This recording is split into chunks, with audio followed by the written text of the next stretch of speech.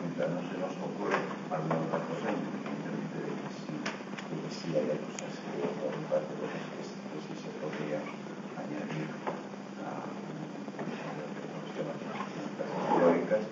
Si voy a decir algo que de todos modos pues, tendría que decir,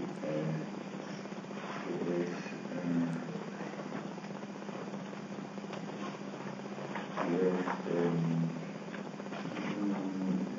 bueno, lo siguiente, supongo que, bueno, ya os habéis enterado porque ya se ha dicho que la obra de Kant en la que más o menos está, es lo que estamos exponiendo ahora, en la crítica de la razón pura, ¿no? Entonces, bueno, supongo que a más de uno se le habrá ocurrido o se le ocurrirá en fecha no muy lejana, ¿no? O alguno ya lo habrá hecho, ya lo habrá empezado a hacer, de repente, pues, bueno, pues asomarse al texto mismo y tratar de ponerse a leerlo, ¿no? Bueno, entonces a lo mejor pues son útiles a este respecto algunas indicaciones sobre algunas indicaciones a las que, bueno, pues a lo mejor también podría llegar cada uno por su cuenta, pero que si son indicaciones obvias, es decir, que no implican una especie de voto de confianza a quien las da, aunque uno de todos modos pues, sigue siendo quien mira el texto, ¿no? Si son indicaciones obvias, pues pueden ayudar a no perder tiempo simplemente, ¿no? Bueno, entonces sí que digo algo a este respecto. Bueno, es evidente que nadie se va a leer la crítica de la razón pura en el tiempo que dura este semestre, eso está clarísimo, ¿no? Pero bueno, puede ser una ocasión para empezar o para continuar si ya se ha empezado, ¿no? Vamos a ver, entonces un primer consejo, una primera observación. De la crítica de la razón pura hay dos ediciones originales, ambas controladas por Kant, ambas supervisadas por el autor. Hay dos ediciones originales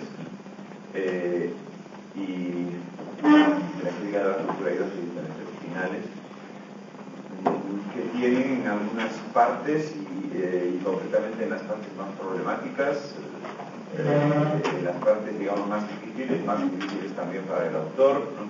Diferencias significativas, una edición frente a la otra, ¿no? Entonces, bueno, si uno se pone a leer el texto en detalle, pues, bueno, a lo mejor en un primer momento esto puede parecer irrelevante, pero conforme vaya avanzando, pues se irá dando cuenta de que no es irrelevante. O sea, que esta diferencia entre las dos ediciones tiene que ver con cuestiones de fondo que quizá no lleguen ni siquiera a tocarse en este curso, por la sencilla razón de que vamos a tener que terminar con Kant enseguida, porque tenemos, como ya expliqué el primer día, un programa absolutamente desproporcionado por razones externas que ya expliqué en su momento, ¿no? Un programa absolutamente desproporcionado a la duración del curso, por lo tanto esas cuestiones que puede haber detrás de esa diferencia entre una edición y la otra seguramente ni siquiera llegaremos a tocarlas, pero bueno, se supone que quien se mete con el texto es para seguir, no es para dejarlo fuera, dejarlo aparte al mes siguiente, y que por lo tanto pues antes o después le interesará haber tomado nota de esas diferencias, ¿no? Entonces, bueno, pues es bastante importante que la edición que cada uno utilice, cuando se ponga a leer la crítica de la razón pura, pues sea una edición en la que se perciba esta diferencia. Es decir, que no sea una edición, que recoge solamente uno de los textos, o bueno, si es una que recoge uno de los textos y uno tiene otra que recoge el otro, pues también vale eso, ¿no? Pues eso también vale, juntar, digamos, un ejemplo de cada una de las dos ediciones, ¿no? Pero la manera quizá más efectiva es, y además lo hay, eso, ¿no? es recurrir a una edición que recurrir a una edición que ella misma confronte, o sea que por ejemplo pues cuando hay aparte de anotar a pie de página o algo así las diferencias pequeñas de detalle, cuando hay diferencias grandes, es decir, cuando hay 20 páginas seguidas que son completamente diferentes en la una que en la otra, o sea que están reelaboradas por completo, pues que por ejemplo ponga en la página de la izquierda el texto de una edición y en la página de la derecha el de la otra, o arriba el de una edición y abajo el de la otra, o algo así, de forma que se pueda seguir, que no solamente se pueda leer una y la otra, sino que también haya una relativa facilidad para confrontarlas, ¿no? Bueno, entonces, esto se ve enseguida, es decir, ojeando en cualquier edición se ve enseguida si hace esto. Vamos a ver, se ve enseguida, claro, pero luego puede ser que lo haga mejor o peor, pero eso ya es otro tema del que hablaremos a continuación, ¿no?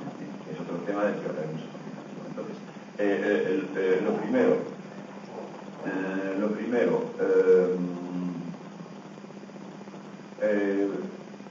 efectivamente, echar mano de una edición que contenga los textos de las dos, de la primera y de la segunda, ¿no? De la primera y de la segunda. Se le suele llamar normalmente A y B, a esas dos ediciones, A y B, se le suele llamar A y B. Se le suele llamar A y B, y esto quiere decir que, por ejemplo, cuando se hacen citas, en cualquier parte del mundo, aunque las citas se hagan desde una traducción, aunque las citas se hagan sobre una traducción a otra lengua, como sería el caso, supongo, de buena parte o de la mayoría de vosotros, ¿no? Aunque las citas se hagan desde una traducción a otra lengua, pues es normal que incluso las traducciones a otras lenguas, si son traducciones serias, pues hagan eso que se hace también con Platón y con Aristóteles, por ejemplo, ¿no? Que es que hay una edición estándar, ¿no? Que en el caso de Platón y Aristóteles se hecha hace siglos, ¿no? Pero que las ediciones posteriores lo que hacen es reproducir en cabeza de cada página o al margen o algo así los números de página, incluso en el caso de Platón y Aristóteles, incluso las letras de columna A, B, C, D, de cierta edición muy remota, simplemente para que todos hagamos las citas por las mismas referencias, ¿no? Y para que, por tanto, una cita hecha por cualquiera pueda ser confrontada por cualquiera, aunque no tenga en las manos otro ejemplar de la misma tirada, digamos, ¿no? ¿De acuerdo? Bueno, entonces esto se hace también con la crítica de la razón pura, que incluso las traducciones, pues lo que hacen es indicar arriba o abajo o al margen el correspondiente número de página de la primera edición y de la segunda edición, ¿no? Y entonces se ponen con las letras A o B, las citas se hacen así, por ejemplo, A 327, quiere decir la página 327 de la edición A, ¿no? O ¿no? B 231, quiere decir la página 231 de la edición B, ¿no?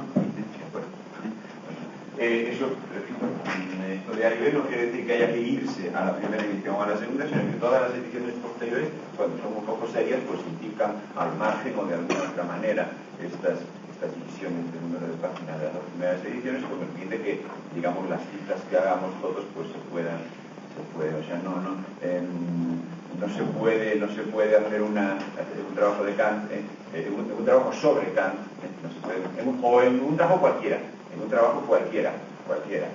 en el cual se cite a Kant, sea sobre lo que fuere, ¿no?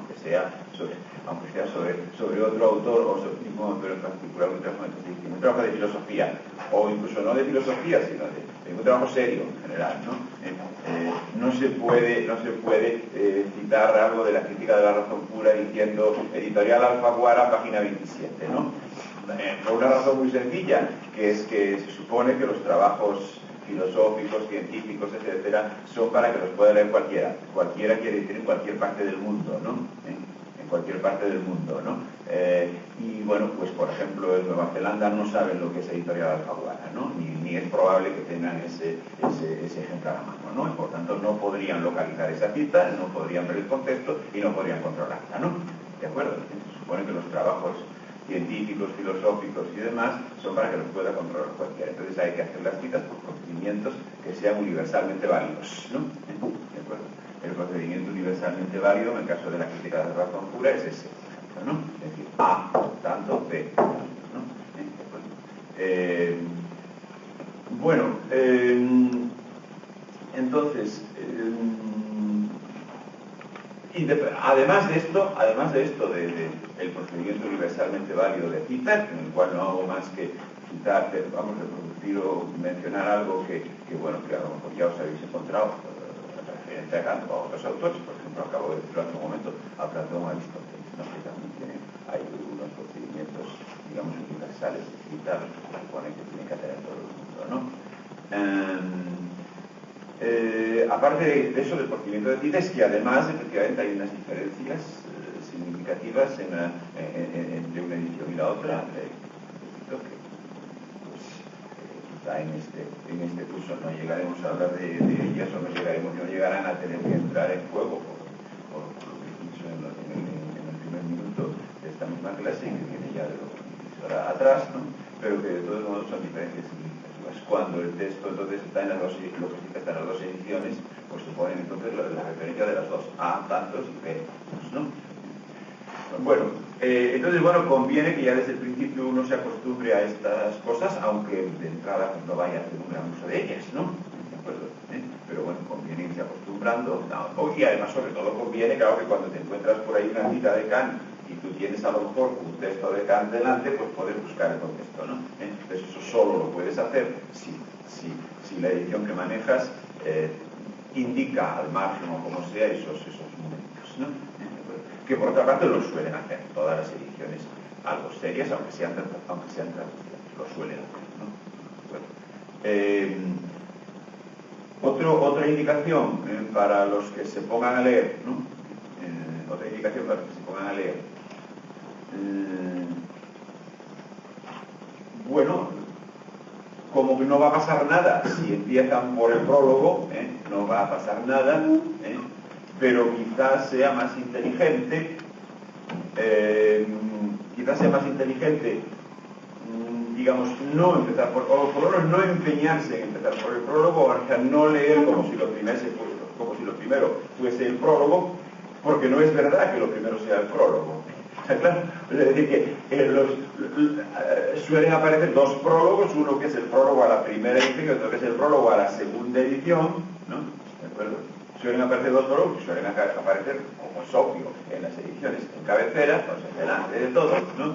Pero ambos prólogos son, digamos, relativamente externos, que eso no quiere decir que no sean importantes, quiere decir simplemente que no forman parte de la sistemática teórica de la obra, sino que son cosas escritas por Kant fuera de la secuencia de la obra. Por supuesto, además no escritas al principio, más bien escritas ambos al final de las respectivas elaboraciones, de las respectivas ediciones, escritas más bien después, ¿no? Como es normal, por otra parte, con los prólogos, ¿no? ¿De acuerdo? Entonces, bueno, pues los prólogos no hay que darse demasiada prisa en leerlos, ni el de la primera edición ni el de la segunda edición, y por donde hay que empezar es por la introducción que sigue a los prólogos, ¿no? ¿De acuerdo? Por ahí es por donde realmente hay que empezar. Por la introducción que sigue a los prólogos, ¿no? O sea, por donde realmente empieza la obra propiamente dicha, ¿no? O sea, los prólogos, por otra parte, aparte de que sean escritos antes o después, que son después, evidentemente, pero aparte de eso es que son de carácter, digamos, autointerpretativo, por decirlo de alguna manera. O sea, es como ve Kant, o como Kant dice hacia el público que ve eso que ha hecho, ¿no? ¿De acuerdo? Y aparte de que es una máxima muy sabida en estas cuestiones de leer textos, eso de que nadie es el mejor intérprete de sí mismo, ¿no? Y que la cuestión no es qué es lo que Kant quisiera haber hecho, sino qué es lo que hizo, ¿no? ¿De acuerdo? Que la cuestión no es qué es lo que Kant quisiera haber hecho, sino qué es lo que hizo, ¿no? Y nunca es el autor quien mejor sabe qué es lo que ha hecho, ¿no? eso precisamente lo tiene que juzgar otros, no él mismo, ¿no? Independientemente de eso, que es una cosa que queda ahí en general, ¿no? Como, en general, como, digamos, actitudes sospechas respecto de las autointerpretaciones de los autores, ¿no? Y respecto de las autointerpretaciones de cada uno de nosotros también, ¿no? De uno mismo.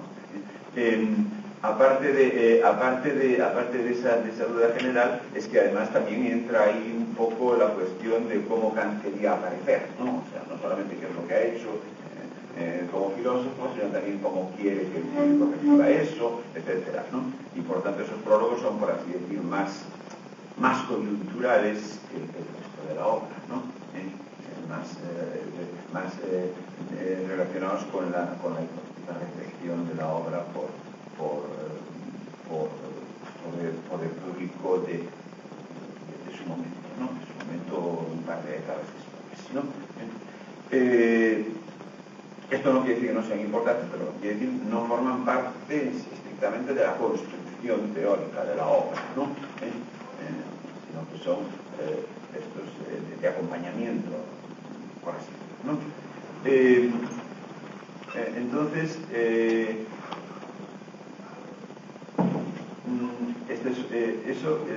bueno, ya he dicho dos cosas, lo de las ediciones y lo de por dónde empezar. También supongo que más de uno se está preguntando por algo que precisamente es un problema, bueno, que es el problema que siempre te ponen delante los alumnos, los estudiantes y en general los principiantes, ¿no? O los supuestos principiantes, ¿no? Y que siempre te piden lo que no hay, es decir, una solución, digamos, con todas las garantías, ¿no? No la hay. Me refiero al problema de las traducciones, ¿no? El problema de las traducciones. Bueno, me imagino que la mayor parte de vosotros, si no es así, pues tanto mejor, ¿no? Pero parto del supuesto, porque suele ser estadísticamente normal, ¿no? De que la mayor parte de vosotros, si se meten con la crítica de la razón pura, se meterán a través de una traducción. Ya dije el otro día, el que pueda leerlo en alemán, que no pierda el tiempo que no pierda el tiempo en leerlo en otra lengua, ¿no? Pero bueno, ese probablemente no será el caso de la mayoría. Entonces, la cuestión de la traducción, pues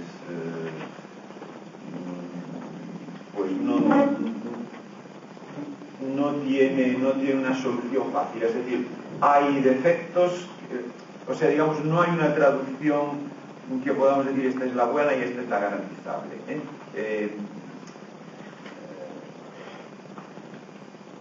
Todas tienen, primero hay defectos bastante comunes, ¿no? Y que yo sepa, no hay ninguna traducción, por ejemplo, al castellano que no los tenga, ¿no? A pesar de que hay por ahí adelante 5 o 6, ¿no?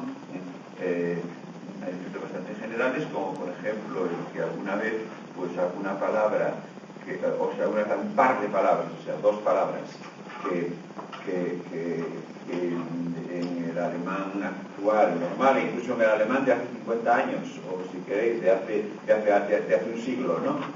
O sea, incluso en el alemán de a lo mejor 50 años después de Kant, pues significan lo mismo, 2 palabras significan lo mismo, o sea, 2 palabras entre las cuales un lector alemán vulgar y corriente, incluso un lector alemán culto, pero que venga pasados 50 años después de Kant, pues no percibe una diferencia, pues resulta que aparecen traducidas de la misma manera. Evidentemente no traducidas de la misma manera si están en la misma frase, entonces no, porque saldría muy mal la frase, ¿no?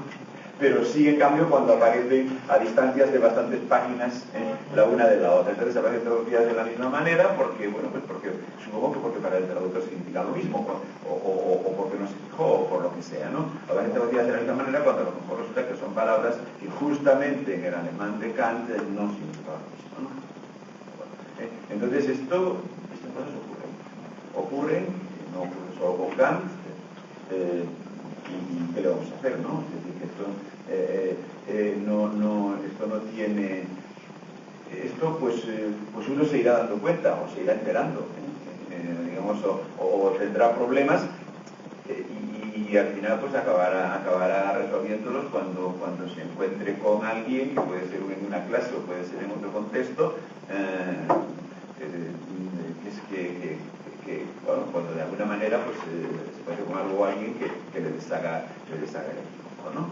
Esto ya no tenemos ninguna fórmula mágica para ello, ¿no? Entonces hay defectos de ese tipo que son comunes a todas las traducciones. Y hay otros que son bastante específicos de determinadas traducciones y otras no las tienen. Por ejemplo, vamos a ver, bastante gente de la que lea en castellano utiliza la traducción esa de Editorial Alfaguara, bueno, que por lo menos estaba en Editorial Alfaguara hace unos años, se cambió de editorial, el traductor se llama Pedro Rivas, ¿no? Y la editorial es Alfaguara. Bueno, bastante gente utiliza esa traducción. Estos defectos que he dicho los tiene también, ¿está claro?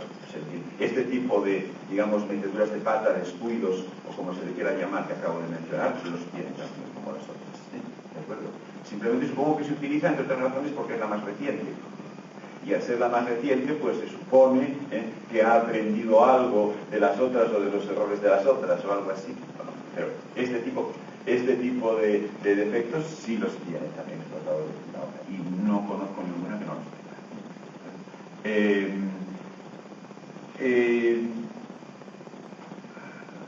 Por otro lado, pues tiene esos defectos y tiene, como tienen otros defectos, ¿no? Por ejemplo, esa cuestión en la que he insistido tanto en las clases teóricas de que no estamos haciendo psicología, ¿no? De que no estamos haciendo psicología, y por ejemplo, cuando hablamos de conocimiento,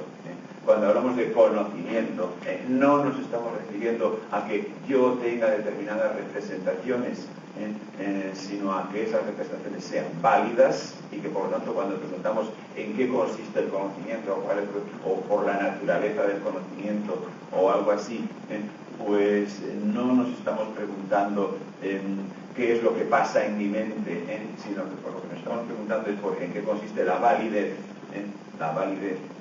de esas representaciones, o sea, no el que yo las tenga, sino la validez de las mismas.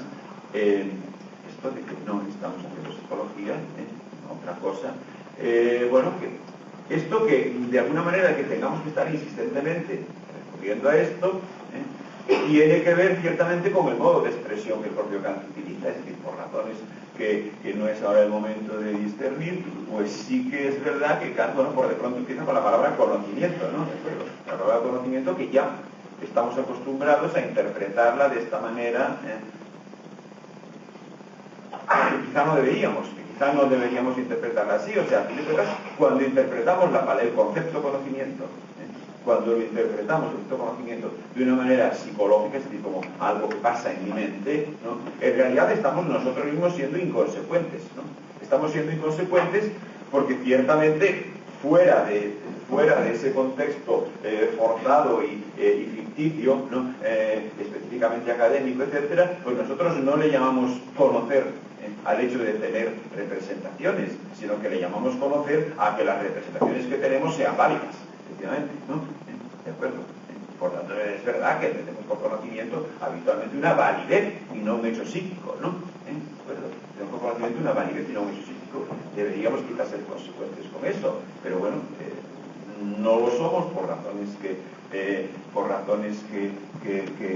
sería muy largo dilucidar ahora, ¿no? Y por lo tanto, pues se produce ese desplazamiento en la lectura, pero claro, ese desplazamiento viene acompañado por desplazamiento de todos los otros términos que aparecen asociados con ese de conocimiento. Por ejemplo, del mismo modo que se tiende a leer psicológicamente eso de conocimiento, pues cuando después de conocimiento vienen, por ejemplo, como vinieron en la última o en la penúltima clase teórica, cuando había aquello de lo de la pluralidad y la unidad, y entonces en algún momento le llamábamos intuición y concepto, ¿no? O sensación y concepto, ¿no? ¿De acuerdo? Pues bueno, se tiende a interpretar también sensación y concepto automáticamente como hechos psíquicos, ¿no? sobre todo sensación, claro, como algo que pasa en mi mente, ¿no? Yo tengo la sensación de, ¿no? Me da la impresión de que, ¿no? ¿De acuerdo? Y no interpretar de esa manera psíquica, ¿no?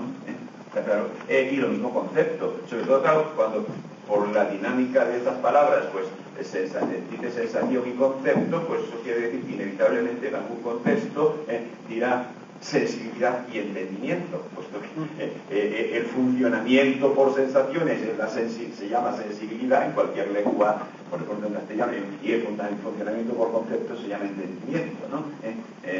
Digamos, la operación concepto se llama entendimiento y la operación sensación se llama sensibilidad, ¿no? Entonces, bueno, entonces, evidentemente todo esto sí está ya en la terminología alemana de Kant, ¿no?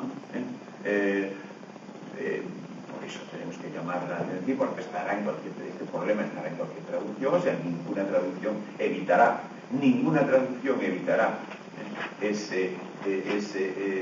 evitará por sí sola, quiero decir, que es un problema del lector en gran parte, no solo del traductor.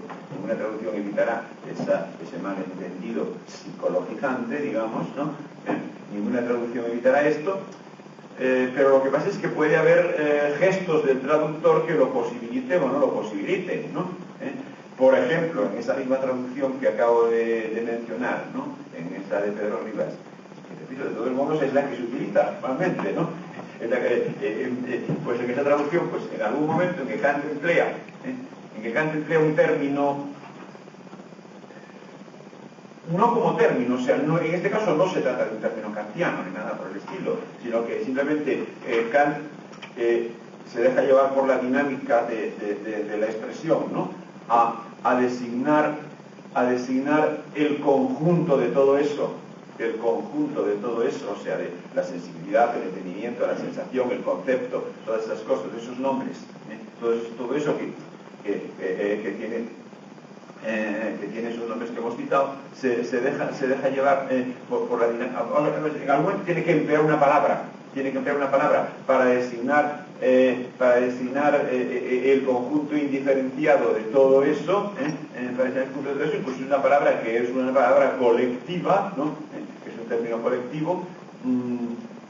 La palabra en alemán es Gemüt, ¿no? Lo digo porque está hablando de alemán, ¿no? Y entonces, pues, bueno, pues parece ser que a Pedro Rivas no se le ha ocurrido otra cosa que traducir eso al castellano por el psiquismo, lo cual es absolutamente delirante, ¿no? Es absolutamente, es absolutamente delirante, primero porque Gemüt en alemán es un término,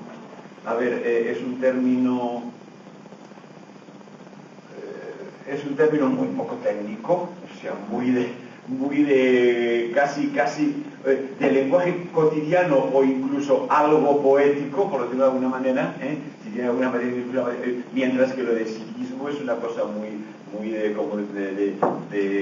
como tirando a ciencia, ¿no? Más bien, de alguna manera, ¿no? O sea, por lo tanto, es un término de otro tipo, pero además porque tiene el gran inconveniente de que, claro, psicologiza, o sea, favorece automáticamente la lectura del psiquismo, quiere decir el conjunto de la vida psíquica, en castellano, quiere decir el conjunto de la vida psíquica.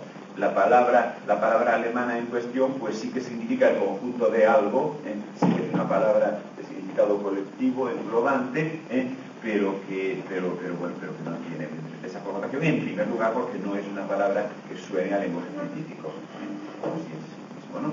Bueno, entonces, es un ejemplo nada más. Bueno, entonces, cosas de este tipo, ¿no? Cosas de este tipo. Y bueno, y esto, por ejemplo, aparece ya desde las primeras páginas, se nota enseguida, ¿no? Bueno, pero esto no es decir que esa traducción sea peor, entre otras cosas es que tampoco conozco otra mejor, ¿de acuerdo? Otra que sea globalmente mejor,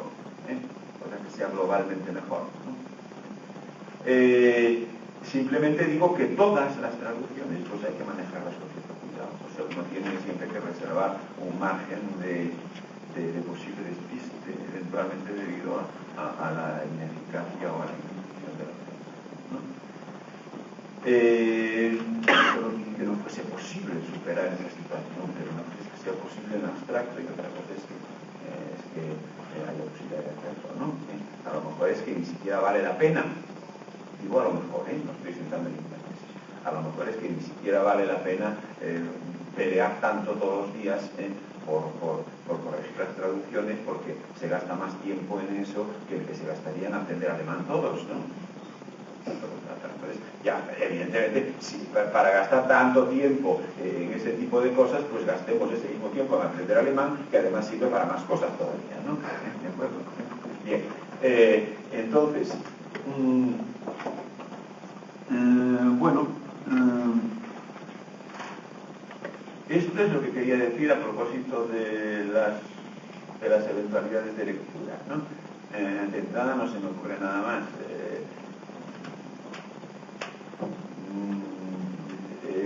Bueno, sí, también es verdad que o sea, quien esté en condiciones de leerlo en alemán, ya he dicho, pues supongo que será excepcional, pero de todos modos lo digo porque las minorías también tienen sus derechos, ¿no?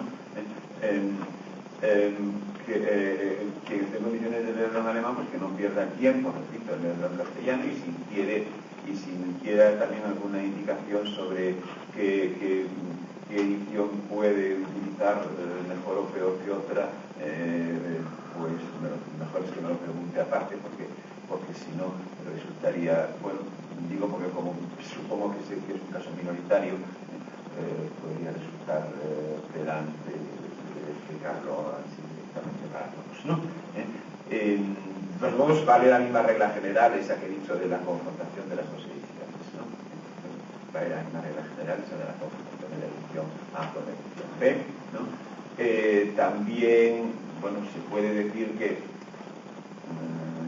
para el conjunto de la obra de Kant, o sea, esto no es solo la crítica de la conjuntura. La crítica de la conjuntura se suele editar del modo que he dicho, eso de la A y la B, ¿no? Porque se hace desde siempre, o sea, ya en el siglo XIX se hacía así, ¿no? Pero a finales del siglo XIX, pero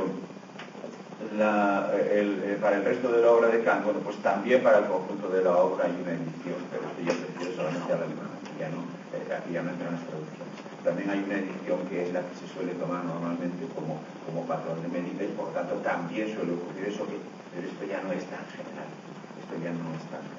pero en fecha reciente sí, digamos, o sea, en fecha reciente sí se puede hacer, lo digo porque hace 20 o 30 años pues le hablabas de esto a un editor y te creía que estabas loco, ¿no?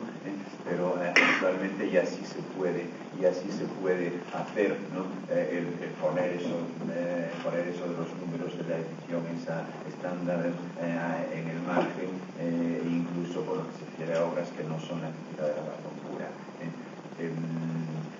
Entonces, bueno, pues hay una edición que es la Academia Ausgabe, la edición de la Academia se llama así, o sea, AA, que suele abreviar, ¿no?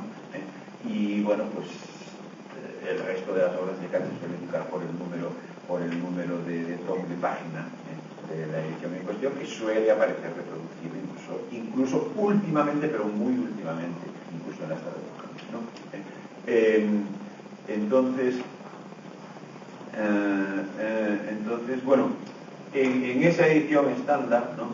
En esa edición estándar, que es una edición que se puede utilizar, o sea, los tomos correspondientes pues se pueden encontrar en una biblioteca, etcétera, y se puede leer por ahí, ¿no? Pero lo que pasa es que en esa edición, la primera edición y la segunda edición de la crítica de la razón pura están, y probablemente es lo correcto, en principio, desde el punto de vista de la edición, probablemente es lo correcto, técnicamente es lo correcto, están editados por separado. Aparece un tomo la primera y otro tomo la segunda. Por tanto, ahí la confrontación se tiene que hacer, digamos, a mano, ¿no? Se la tiene que montar uno, si es que la... ¿no? ¿De acuerdo? Mientras que hay otras ediciones en las cuales la confrontación está hecha sobre el propio texto, es decir, aparece a la izquierda como entra en sección y a la derecha arriba y abajo, ¿no? Bueno, entonces se puede también buscar una de estas ediciones que tienen a lo mejor, por lo menos de entrada, la ventaja esta de facilitar el ver enseguida en qué textos pertenece solo a una de las dos ediciones y qué textos pertenecen a las dos, ¿no?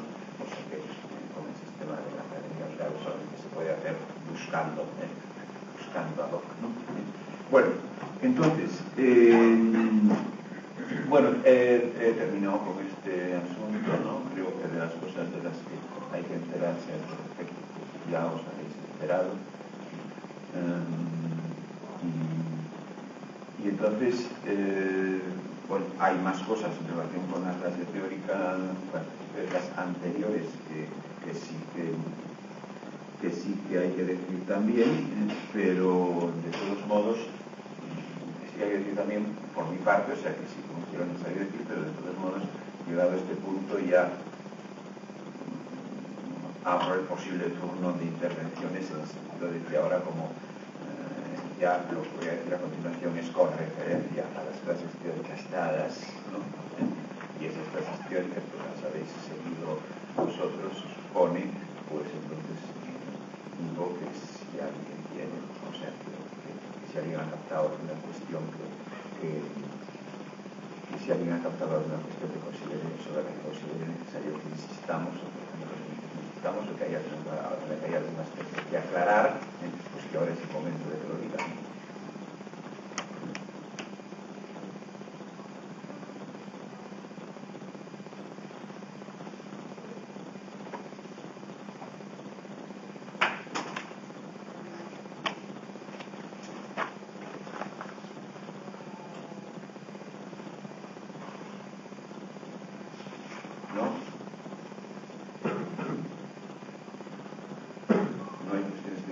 Bueno, pues entonces las planteo yo, las cuestiones pendientes de aclaración, pero bueno, o sea, quiero decir que desde mi punto de vista siempre las hay, desde mi punto de vista siempre las hay.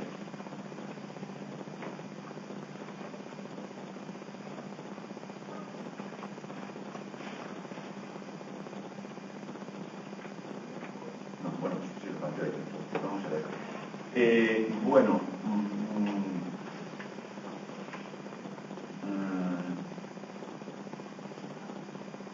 sí hay una cuestión que aclarar desde mi punto de vista y que supongo que antes o después se plantearía en función de contextos. Se supone que esta no es la única, ni la única clase de filosofía, ni sobre todo el único discurso filosófico al que vosotros estáis siguiendo de una manera o de otra, por tanto el contexto. Hay una cuestión que sin duda en el contexto queda planteada, lo que pasa es que pues, todavía no os habréis dado cuenta de ella, ¿no?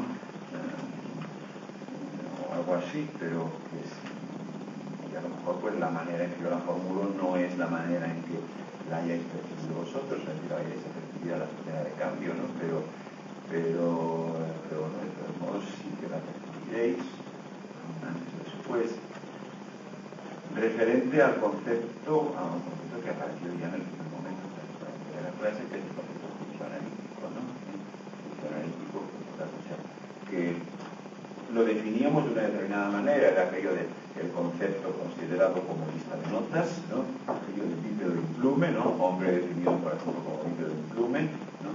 Bueno, entonces decíamos, pues era juicio analítico, por ejemplo, entonces es decir, todo hombre es bípedo, es decir, todo hombre es implume, ¿no? E igualmente, si a su vez bípedo e implume, cada uno de ellos se pudiesen definir por una suma de notas, pues entonces pasaría por la nota A, la nota B y la nota C, pues pasaría a ser analítico también, es decir, todo hombre es A o todo hombre es B o todo hombre es T, ¿no? De las notas, y las notas de las notas, y las notas de las notas de las notas, ¿no? Entonces,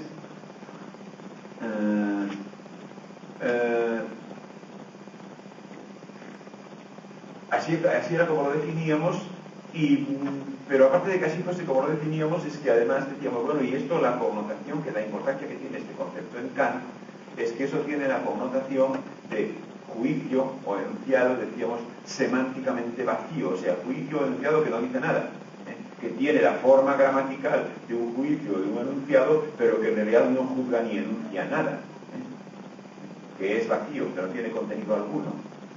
No tiene contenido alguno, cuidado, sí tienen contenido los términos, claro, hombre, bípedo, implume, sí cada uno de esos términos sí tiene un significado, no es semánticamente vacío ni el sujeto ni el predicado del juicio, pero sí que es semánticamente vacío el propio tránsito del sujeto al predicado, puesto que el juicio mismo, que es pasar del sujeto al predicado, ¿no? Ponerle a un sujeto un predicado, ¿no? Eso sí es vacío, puesto que ese predicado, digamos, ya estaba dicho. O sea, si estábamos entendiendo por hombre bípedo implume, pues al decir hombre ya estaba dicho bípedo y ya estaba dicho implume. Y ya estaban dichos esos A, B o C que pudieran ser las notas de la definición de bípedo o las notas de la definición de implume, ¿no? Por lo tanto, sí que es semánticamente vacío, es decir, no significa nada el propio tránsito de sujeto a predicado. Ahí no hay en realidad ningún tránsito, no se realiza operación alguna para pasar de un sujeto a predicado, simplemente se leen las notas que ya están en la lista que constituye la definición del sujeto, ¿no? Esto es, sí. Perdón, pero eso es cuando se conoce al sujeto, cuando se define algo conocido. Pero si se define algo, si yo por ejemplo digo rueda es un soporte para a alguien, a un inca que no conoce la rueda,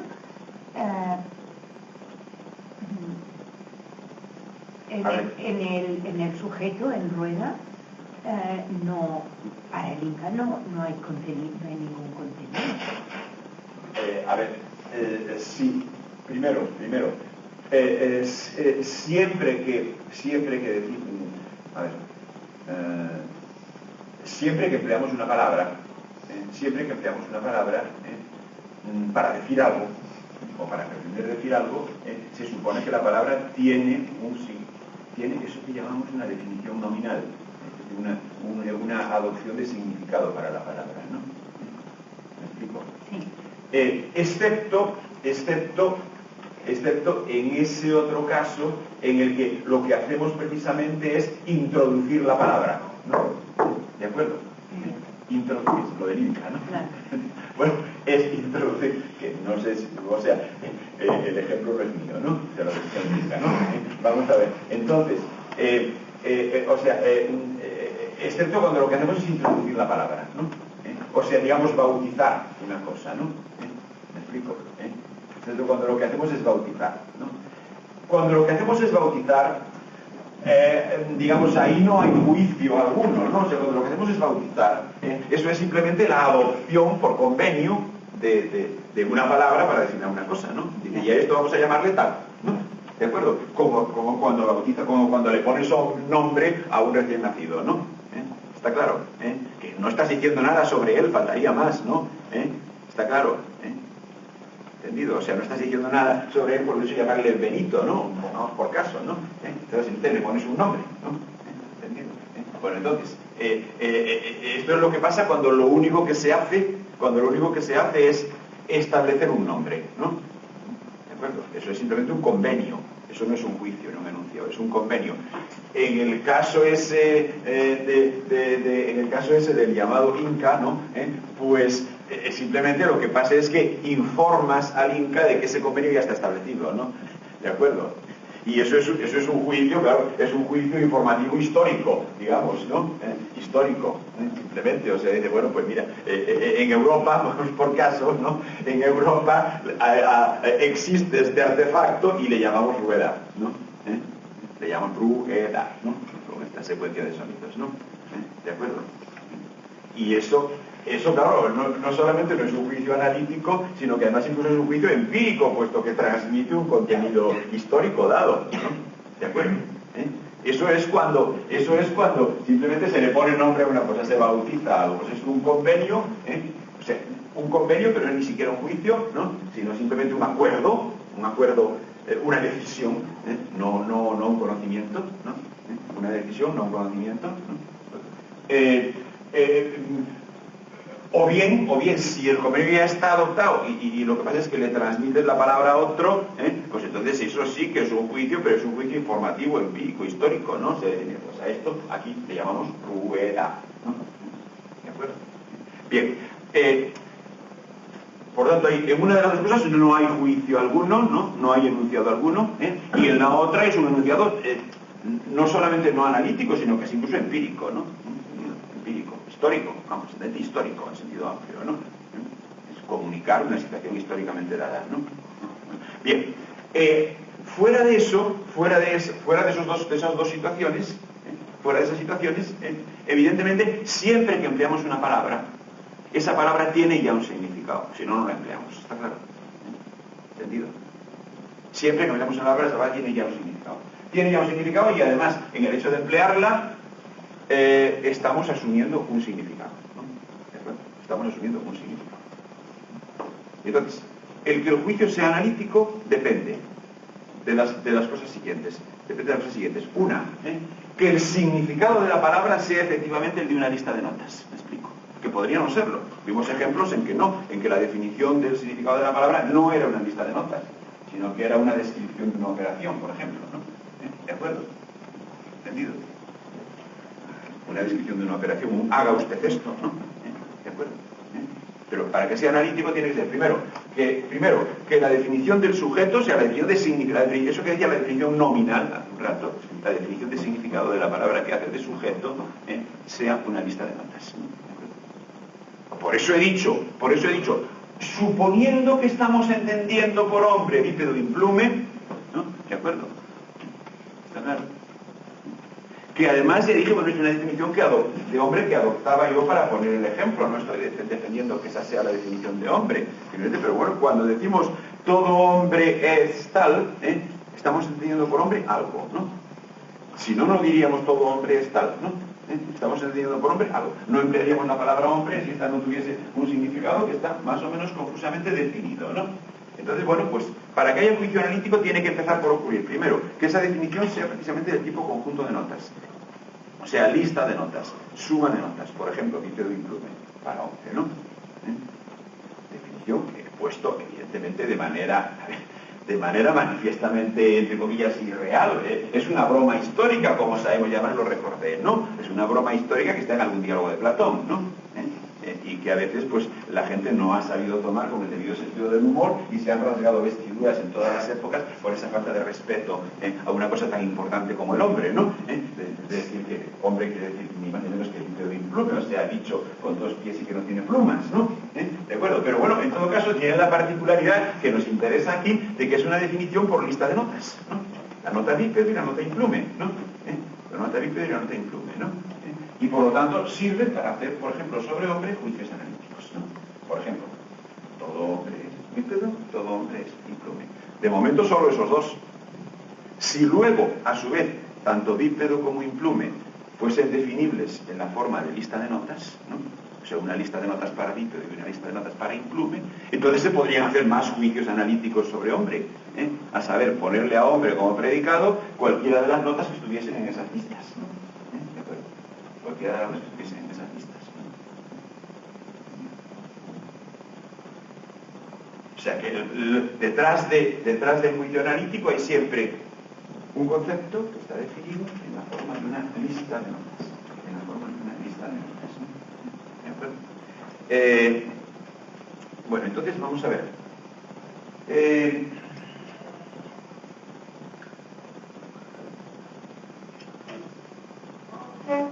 Bueno, de entrada, esto, si uno se pone a leer el texto de la crítica de la razón pura, esto es una cosa que de entrada...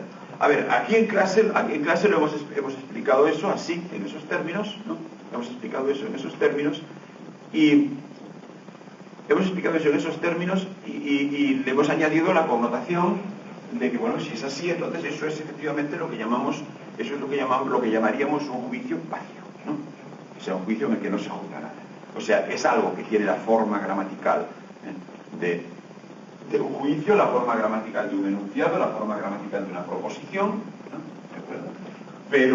Pero que no tiene contenido alguno porque, digamos, en el pasar del sujeto al predicado, o sea, en el es, ¿no? No pasa nada. O sea, no se ha realizado ninguna operación, absolutamente ninguna operación. Cuidado, no hay que confundir esto con que no sea empírico. Bueno, por supuesto que no es empírico, claro, porque si no hay nada, entonces tampoco hay experiencia, evidentemente, ¿no? Tampoco hay dato empírico, ¿no? Está claro, por supuesto que no es empírico, pero no es lo mismo que no sea empírico, ¿eh? No es lo mismo que no sea empírico, porque pudiera ser que sí que hubiese alguna operación, que sí que hubiese que hacer alguna operación efectiva para pasar del sujeto al predicado y que sin embargo esta operación no fuese la operación de tomar nota de algún dato empírico, ¿no? Sino que fuese alguna otra cosa. ¿De acuerdo? De hecho, vimos algún ejemplo en que la operación no era empírica y sin embargo era una operación, que era aquello de triángulo y que la suma de los ángulos sea 180 grados, ¿no? Sujeto, triángulo, predicado que la suma de los ángulos sea 180 grados. Digamos, todo triángulo es tal que la suma de sus ángulos sea de 180 grados, ¿no? Ahí la operación que hay que hacer no es una operación que dependa de una experiencia, de medir, etcétera, etcétera, algo, ¿no? Pero sí que es una operación. Ahí no vale con leer la lista de las notas de la definición de triángulo, sino que o si queréis decirlo de otra manera, ahí la definición de triángulo que hay que aplicar no es una lista de notas, sino que es una orden operativa, una prescripción de construir una figura, ¿no? Entonces es aquello de, bueno, o sea, lo que dice ese juicio, que todo triángulo está, que la suma de sus ángulos es 180 grados, ¿no? Pues lo que dice ese juicio en definitiva es lo siguiente: construya usted un triángulo, pinte usted un triángulo y verá que lo pinte como lo pinte, o sea, mueva las líneas todo lo que quiera, cambiando por lo tanto la forma del triángulo todo lo que usted quiera, ¿no? O sea, así en principio, pero mueva usted las líneas todo lo que quiera, con tal de que sigan cruzándose, es decir, que siga habiendo triángulo. Eso es lo que te están diciendo, ¿no? Y entonces las ponga usted como las ponga, las mueva como las mueva, no podrá evitar que se pueda hacer esta operación. Una paralela al lado opuesto. Las mueva como las mueva, no podrá evitar que se pueda hacer esa operación, ¿no? ¿De acuerdo? No podrá evitar que se pueda hacer esa operación, y hacer esa operación significa automáticamente que este ángulo será igual a este será igual a este, y que por lo tanto la suma de los tres será este. Y eso es la definición de 180 grados, o sea, un ángulo llano, ¿no? ¿De acuerdo? O sea, ahí eso no ha tenido nada que ver con leer la lista de las notas. Ahí no es leer, o sea, ahí el digamos, concepto de triángulo que se emplea no es una lista de notas, sino que es una orden de operación, ¿no? ¿De acuerdo? Es una orden de construcción. Mueva usted las líneas como quiera, con tal de que se crucen, ¿no? Y con tal de mueva usted las líneas como quiera, tres rectas, muévalas usted como quiera, con tal de que delimiten un espacio, ¿no? ¿De acuerdo? Tres rectas sobre un plano, muévalas usted como quiera, con tal de que delimiten un espacio, ¿no? Eso es lo que dice. No es una lista de notas. Bien. Manos a la obra, ¿no? Manos a la obra. Tres líneas, póngalas usted como quiera, con tal de que delimiten un espacio. Entonces, las ponga como las ponga, no podrá evitar que se pueda hacer eso. Eso es lo que dice el enunciado, es el teorema ese, ¿no? ¿De acuerdo? Por lo tanto, ahí el enunciado sí que hace ahí sí que hay una operación. No hay simplemente leer la lista de notas. Y sin embargo esa operación no es empírica, o sea, no es de hacer un experimento y tomar nota de lo que pasa, medir, etcétera, etcétera, ¿no? ¿De acuerdo? ¿Está claro? No es empírica, o sea, no depende de encontrarse ningún triángulo real y medir nada, ¿de acuerdo? Sino que puedes poner el triángulo que quieras. Precisamente eso es lo que te piden, que lo cambies todo lo que quieras, que lo cambies todo lo que quieras, ¿no? ¿De acuerdo? Entonces no depende de ninguna experiencia, no tienes que ir a medir con un aparatito, nada, ¿no? Si tuvieses que ir a medir con un aparatito, entonces podría perfectamente suceder, y eso fue lo que dijimos el primer día de clase, podría perfectamente suceder que mañana, debido a perfeccionamientos técnicos en el aparatito, resultase que ya no son 180, sino 180,0000001, ¿no? Por ejemplo, ¿no? ¿Está claro? Si fuese medir... Y eso evidentemente no tiene ni pies ni cabeza, ¿no? No tiene ni pies ni cabeza porque ahí sale, por así decir, la definición misma de lo que entendemos por 180 grados, que es el ángulo llano, ¿no? ¿De acuerdo? No hay una cuestión de medir con más o menos precisión, ¿no? Es una operación y sin embargo no es empírica, ¿no? ¿De acuerdo? Es una operación y sin embargo no es empírica, ¿no? ¿De acuerdo? Bueno, por tanto, decía, lo que es juicio analítico es que para pasar del sujeto al predicado no haya operación alguna, sino simplemente una mera lectura. Para eso hace falta que el sujeto sea una lista de notas, que el sujeto sea un concepto, pero además definido en esos términos de lista de notas, como lo divide de Implume, ¿de acuerdo? Bueno, entonces, vamos a ver. Hay un problema que es la razón porque hasta ahora no he hecho otra cosa que insistir en lo que ya dije en la clase teórica. Hasta ahora no he hecho otra cosa que insistir en lo que ya dije en la clase teórica. Pero si he insistido precisamente en este punto, en el juicio analítico y no en otros, es precisamente porque ahí hay un problema de lectura, de la propia definición que en Kant se encuentra y por lo tanto de lectura del texto ese de la introducción de la crítica del comienzo de la crítica de la razón pura, por donde os he dicho que tenéis que empezar si es que queréis leerla, ¿no? ¿De acuerdo? Ahí hay un problema que es que quizá de entrada esto no se entiende con todas estas precisiones que he introducido. O sea, quizá de entrada, o sea, quizá leyendo solamente las primeras páginas, mientras uno no ha seguido y ha visto qué consecuencias Kant saca de eso y cómo emplea eso, pues quizá ese concepto no está expresado de una manera suficientemente clara. O sea, digamos, quizá con la definición que aparece textualmente de entrada en el texto, pues esta diferenciación que acabo de decir ahora, entre concepto como lista de notas y concepto como orden de operación o orden de construcción, ¿no? De si hay o no hay alguna operación, quizá esto, con solamente lo que aparece en el texto, en la definición de entrada de lo que es juicio analítico, pues no queda suficientemente claro. Y se puede confundir con otras cosas. Por esta razón, sí voy a entrar un poco en los términos, no ahora mismo, evidentemente, sino en la próxima clase práctica, ¿no? En la próxima clase práctica, sí voy a entrar un poco en los términos concretos de la definición de juicio analítico para aclarar un poco más esto, ¿no? O sea, no para aclarar lo que he dicho, que ya está claro, o sea, la definición que adoptamos del juicio analítico aquí pues ya ha quedado clara con lo que he dicho, pero es que sobre este punto ha habido efectivamente malentendidos históricos, ¿no? Que a lo mejor algunos son algo conocidos, ¿no? Ha habido malentendidos históricos y por lo tanto pues sí que